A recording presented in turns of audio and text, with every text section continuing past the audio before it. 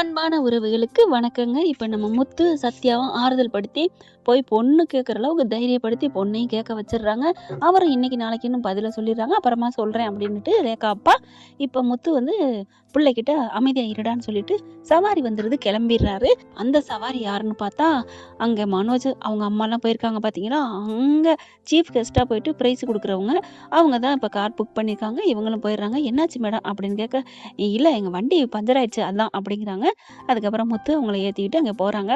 அங்க பார்த்தீங்கன்னா, இதுக்கு நடுவுல ரோஹினி வந்துட்டு, "மனோஜ் என் கூட தான் வரணும்" அப்படி சொல்ல, "எப்புட்ரி என் புள்ள உன் கூட வருவான்?" அப்படி சொல்லிட்டு செம்ம குடுப்பு கழட்டுது. அதுக்கப்புறம் மனோஜும் இவங்களும் அம்மாவும் புள்ளையுமா போட்டி நடத்துறாங்க. ஏதோ தத்தி தத்தி வந்துடுறாங்கன்னு வச்சுக்கோங்களேன். இங்க ரோஹினி மட்டும் அப்படியே பேரஞ்ச மாரி நின்னுக்கிட்டே இருக்கு. அதுக்கப்புறம் மனோஜும் விஜயாவும் வெற்றி பெற்றுறாங்க. வெற்றி பெற்றதுக்கப்புறம் சரி பரிசு குடுக்குறவங்களுக்கு எல்லாம் எழுதி வச்சுக்கிறாங்க. எங்க அவங்கள காணோம், சீஃப் கெஸ்ட் வந்தாத்தான் அவங்க கையால தான் பரிசு குடுக்க முடியும் அப்படின்னு சொல்லிட்டு இருக்கிறாங்களா. இப்ப முத்து கரெக்டா அந்த இடத்துக்கு கூட்டிட்டு வராருங்க.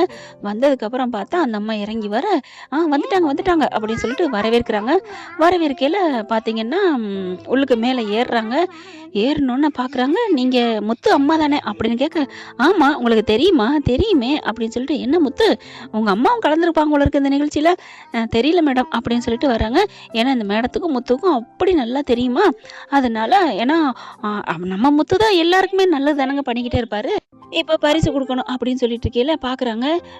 "ஏன் முத்து இது உங்க அண்ணனும் உங்க அம்மாவும் தானே? நீங்க கூட சொன்னீங்களே உங்க அண்ணன் இந்த மாதிரி" அப்படின்ட்டு. "ஆமா" அப்படிங்கிறாங்க. "அவங்களுக்கு டைவர்ஸ் கிடைச்சிருச்சா என்ன?" "இன்னும் கிடைக்கல" அப்படிங்கிறாங்க. "ஏப்பா அம்மாவும் புள்ளையும் நீங்க அடிச்சுக்குவீங்க எப்பவுமே. நீங்க எப்படி சிறந்த அம்மா பிள்ளைன்னு விருது வாங்க முடியும்?" அப்படின்னு சொன்னோனே ஆடி போறாங்க. அதுக்கப்புறம் பார்க்குறாங்க, "இங்க பாருங்க பெத்தா முத்து மாரி ஒரு புள்ளைய பெக்கணும். வேணும்னா இந்த புள்ளைய பெத்ததுக்காண்டி உங்களுக்கு சிறந்த பரிசு அம்மா மகன்னு விருது குடுக்கலாம். ஆனா இந்த மகனுக்காண்டி நான் குடுக்க மாட்டேன்" அப்படி சொல்ல எல்லாரும் பார்க்குறாங்க. "என்ன மேடம் சொல்றீங்க?" "ஆமா இந்த முத்து எவ்வளோ நல்லவர் தெரியுமா? அப்படி நல்லது பண்ணியிருக்காங்க. நெறைய பேப்பர்லாம் பார்த்துருக்கிறேன். என்னென்ன என்னைய பொறுத்த வரைக்கும் முத்து தான் நல்ல பையன். அந்த முத்துவ பெத்து குடுத்த விஜயாவுக்கும் முத்துக்கு வேணா பரிசு குடுக்கலாம்" அப்படிங்கிறாங்க. விஜயா என்ன பண்றதுன்னு தெரியல. அதுக்கப்புறம் "என்னப்பா முத்து சொல்லு" அப்படிங்கல. "இதுல சொல்றதுக்கு என்னங்க இருக்கு? எங்க அம்மா எங்க அப்பாவ கல்யாணம் பண்ணி 3 பிள்ளைங்கள பெத்து நல்லபடியா தான் எங்கள வளர்த்துருக்காங்க. எங்க அம்மா ரொம்ப நல்லவங்க. குடும்பத்துக்காக ரொம்ப கஷ்டப்பட்டவங்க" அப்படி இப்படின்னு சொல்ல, அப்படியே பார்க்குறேன் மனோஜ், "அட பாவி மேடைக்காண்டி அள்ளி விடுறானா?" அப்படின்னு பார்க்க முத்து என்ன சொல்றாங்க அதுக்கப்புறம், "என்னதான் இருந்தாலும் சரி நம்மள ஒரு 10 மாசம் ஒரு கோயில்ல வச்சு அப்படி ஒரு இது ஈ கடிக்காம எறும்பு கடிக்காம நம்மள வளர்த்து பெத்து 10 மாசம் கழிச்சு நம்மள எப்படியெல்லாம் நம்மள கனவு கண்டிருப்பாங்க. அந்த மாதிரி ஒரு இடம் கிடைக்குமா? ஒரு தாயோட இடம் அந்த கருவறை மாதிரி யாருக்காவது கிடைக்குமா?" அப்படி இப்படின்னு அள்ளி விடுறாருங்க.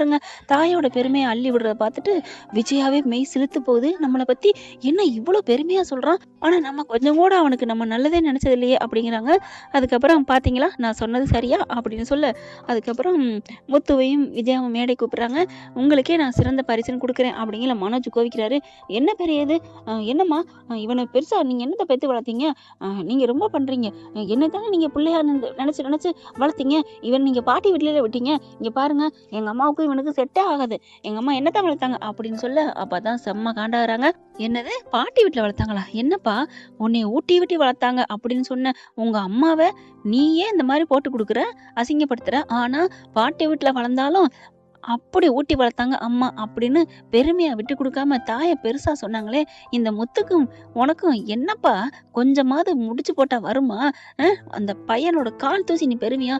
முத்து மாதிரி மனசு உள்ளவன் இந்த உலகத்துல இருக்க மாட்டாங்க. ஆனா நீ உன்னை உயிரா நினைச்ச உங்க அம்மாவை மட்டமா பேசுற அப்படின்னு சொல்லிட்டு உனக்கு இதுல தகுதியே இல்ல போ அப்படின்னு சொல்லி அப்படி தள்ளி விடாத கரையா சொல்ல, ரோஹிணி உடனே "வா மனோஜ் இங்கிட்டு வா" அப்படின்னு சொல்லி கூப்பிட்டு போயிடுறாங்க. "பாத்தியா ரோஹிணி எனக்கு பரிசு இல்லைன்ட்டு எங்க அம்மாவுக்கும் அவனுக்கும் கொடுக்க போறாங்க. நான் தான் சொன்னேன்ல உங்க அம்மா வாயை பாரு பல்லா இருக்கு வாய் பூரா" அப்படின்னு சொல்ல, அதுக்கப்புறம் ஈன்னு சிரிக்குது. "வாங்க விஜயா" அப்படின்னு சொல்லிட்டு "பரிசு உங்களுக்கு கொடுக்குறோம்" அப்படின்னு சொல்லிட்டு ₹1,00,000 காசு கொடுக்குறாங்க. 1,00,000 எங்க அம்மாக்கே கொடுங்க, எனக்கு வேணாம். எங்க அம்மா பெத்ததுக்கு எத்தனை கோடி கொடுத்தாலும் தகாது அப்படின்னு சொல்ல, விஜயாவுக்கு அப்படியே சந்தோஷம் தாங்கல.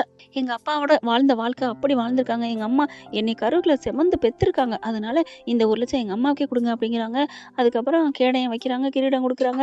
அப்படியே பார்க்குறாங்க, வாங்குறாங்க, பரிசு கோப்பையை வாங்கிட்டு அதுக்கப்புறம் அதுக்கப்புறம் உங்களுக்கு இந்த மாதிரி ஸ்பான்சர் பண்ணுறாங்க பட்டுப்புடவை அப்படின்னு சொல்ல அதையும் எங்கள் அம்மாவுக்கே கொடுங்க, எல்லாத்தையும் அம்மா கொடுங்க அம்மா கொடுங்க அப்படிங்கிறாங்க. என்னப்பா உனக்குன்னு வேணாமா? ஒன்றும் வேணாம். அதுக்கப்புறம் வேட்டி சட்டை கொடுக்குறாங்க, இதையும் எங்கள் அம்மாக்கே கொடுங்க. என்னப்பா உங்கள் அம்மாவுக்கா? அது எப்படிப்பா? இல்லைங்க, எங்கள் அம்மா எங்கள் அப்பாவுக்கு கொண்டே கிஃப்டாக கொடுப்பாங்க அவங்க ஜெயிச்சோன்னு சொல்லிட்டு. எங்கள் அம்மா கொடுக்குற கிஃப்ட்டை பார்த்துட்டு எங்கள் அப்பா ரொம்ப சந்தோஷப்படுவார்ல, அதுக்காக தான் அப்படின்னு சொன்னக்கையோட அப்படியே அந்த பரிசோட முத்துவை கட்டி பிடிச்சிக்கிறாங்க. முத்து நீ எவ்வளவு நல்ல வேண்டா அப்படின்னு சொல்லி கட்டி தழுவிக்கிறாங்க. ஆனா இங்க ரோகிணி செம்ம காண்டில் இருக்கு. பாத்தியாடா என் பிள்ளைய நான் இதனாலும் தவிக்க விட்டேனடா, உன்னை போய் நினைச்சேன் பாரு, கொஞ்ச நேரத்துல என்னை தூக்கி போட்டு போயிட்டில அப்படின்னு மனோஜை பிடிச்சி திட்டுறாங்க. திட்டதுக்கு அப்புறம் பரிசு வாங்கிடுறாங்க, எல்லாரும் வீட்டுக்கு கிளம்பிடுறாங்க. போகும்போதே ரோகிணி பிரிச்சு விட்டுட்டு வாடா அப்படின்னு கூப்பிட, அம்மா நீ அவன் தான் முக்கியம்னு போனில, டேய் நான் எங்கட போனேன், நீ தாண்டா என்னை மட்டம் தட்டி பேசல அப்படின்னு விஜயா திட்டி விடுது. மனோஜனால ஒன்றும் பண்ண முடியல. அதுக்கப்புறம் ரோகிணி, மனோஜ் என்னை விட்டு போறியா? இல்லை ரோகிணி, டேய் அவன்கிட்ட என்னடா நொல்ல ரோகிணி, வாடா அப்படின்னு சொல்லிட்டு கூட்டிகிட்டு போகிறாங்க. ரோகிணி அப்படியே நிற்கிது. அங்கே உள்ளவங்களாம், ஏம்மா நீ வந்து டைவர்ஸ் ஆன பொம்பளையா? ஏ யார் சொன்னா? அதெல்லாம் ஆகலை, கோர்ட்டில் நடந்துட்டுருக்கு. எப்படியோ டைவர்ஸ்னு போயிட்டீங்கல்ல, அப்போ மனசு சண்டையில் தானே இருக்கிறீங்க. சண்டையாக இருந்தும் நீங்கள் வந்து ஆதர்ச தம்பதின்னு வந்து போட்டியில் கலந்துக்குவீங்களா அப்படின்னு ரோகிணி எல்லாத்தையும் சராமரியை பேச, நீ பேசையில தெரியுதே உன் லட்சணம், நீ என்னம்மா நீ இப்படிலாம் பண்ணுற அப்படின்ட்டு பயங்கரமாக ரோகிணியை திட்ட. ரோகிணியால் ஒன்றும் பண்ண முடியல, அங்கேருந்து கிளம்புது. இப்படி ஒன்றும் சொல்றதுக்கு இல்லை, இப்படி பண்ணிட்டானே, இப்படி கையை விரிச்சிட்டானே அப்படின்னு சொல்லிட்டு கோவமா போகுது. மனோஜை தரன்னு பிடிச்சி இழுத்துட்டு வீட்டுக்கு போகிறாங்க. அண்ணாமலை பார்க்குறாங்க, என்ன மனோஜோட விஜயா வருது, அதுலேயும் சிரிச்சுக்கிட்டு வருது, முத்து பின்னாடியே வரான், என்னப்பா ஆச்சு அப்படிங்கிற அப்பான்னு வந்து கட்டி பிடிக்க, என்னடா ஆச்சு அப்படின்னு கேட்குறாங்க. அதுக்கப்புறம் இங்கே பாருங்க அப்படின்னு சொல்லிட்டு எல்லாத்தையும் காமிக்குது. பார்த்தீங்களா, எல்லாம் என் புள்ளைங்க. யாரு உன் பிள்ளைனா? மனோஜா? இல்லைங்க, முத்துங்க. அப்படி அண்ணாமலை மயங்கி விழுக தாங்கி பிடிக்கிறாங்க. என்னங்க என்ன ஆச்சு?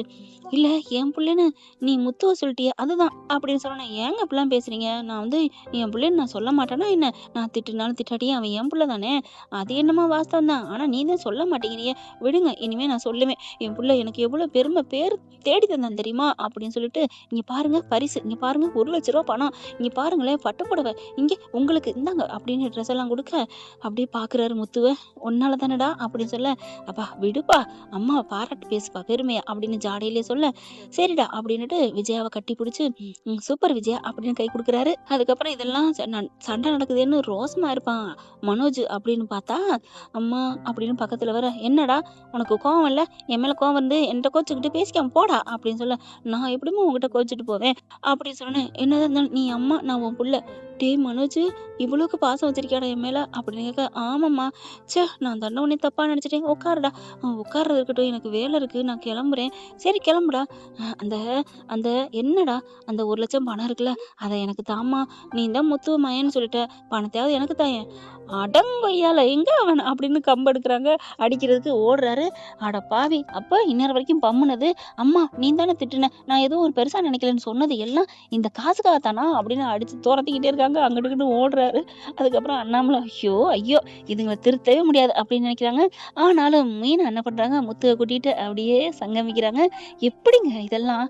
அதெல்லாம் அப்படித்தான். சரி உங்ககிட்ட ஒரு முக்கியமான விஷயம் பேசணும் அப்படின்னு சொல்லி கூட்டிக் கொண்டே வச்சுட்டு சத்யா விஷயத்த பேசுறாங்க.